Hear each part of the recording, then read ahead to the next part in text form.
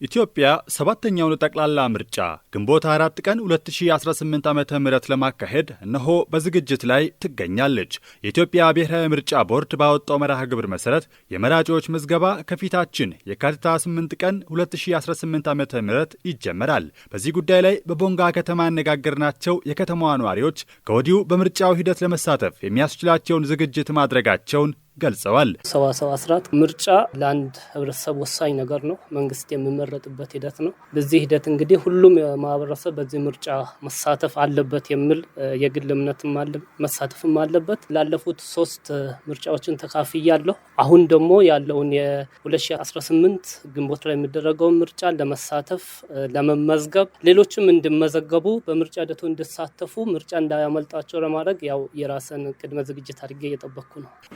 ኑሮ በመጫ ይባላል። ከዚህ ጋር 3ኛ ዙር ለመምረጥ ተዘጋጅቻለሁ። አሁን ይሄኛውንም በቅድሚያ እጄ ለመመዝገብ ተዘጋጅቻለሁ። እንደው ከበፊቱ አሁን በተሻለ ሁሉንም ሰው በማወያየት በማነጋገር ሁሉንም አንድ ላይ ሄደን በቅድሚያ እንመዘገባለን ብለን ነው የተዘጋጀ ነው። አባተ ይባላል። ከምንም በላይ ለቤት ዋነኛው ምሰሶ እንደዚህ አይነት ምርጫዎች ስመጣ አስመራጭ ኮሚቴ መዝገብ አንድ ጻፈውኝ ያውቃለሁ። ቆንጆ ራዕይና ያለን ቆንጆ ማማ ላይ እንደርሳለን። ትላንትና ያየነው አሁን ላይ ያየነው ነገ ላይ ደግሞ ሲቀጥል ከኋላ ቀርነት አድገን የምንታይበት ነገር ይመስላል ብዬ ነው ማምነውና የዘንድሮው 7ኛው ጠቅላላ ምርጫ በዲጂታል አማራጭ መራጮች እንዲመዘገቡ መመቻቸቱ ካለፉት 6 ምርጫዎች ልዩ እንደሚያደርገውም ጠቅሰዋል። ባለፉት ያው ምርጫ ሂደት በራሱ የተሻሻለ የመጣበት ሂደት ነው ያለው። የተለያዩ ነገሮች የተሻሻሉ መጥተዋል። የዘንድሮ ምርጫ ግን ትንሽ ለየት የሚያደርገው ሞር ዲጂታል ላይ ትኩረት አድርጎ የመጣ ነው። ዓለም ወደ ቴክኖሎጂ እየሄደበት ባለበት ዘመን ይሄ ምርጫም ቴክኖሎጂን መሰረት አድርጎ እንደመሄዱ መጠን ያው የተሻለ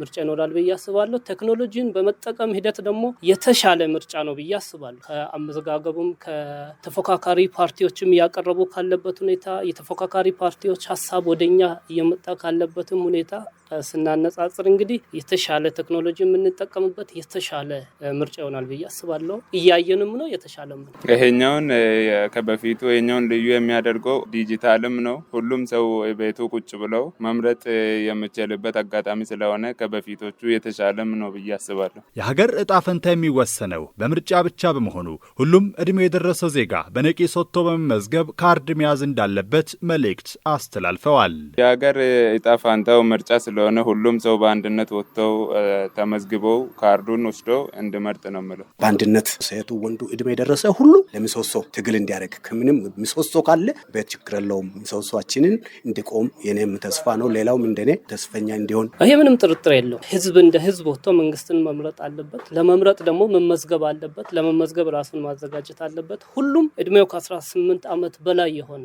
ጾታ፣ ሃይማኖት፣ ብሔር ሳይገድብ በሙሉ ወጥቶ መመዝገብ፣ ቀጣይ ደግሞ ጊዜው ሲደርስ ህጉን ጠብቆ የምፈልገውን በመምረጥ መተዳደር አለበት ብዬ ነው ማስበው በግሌ።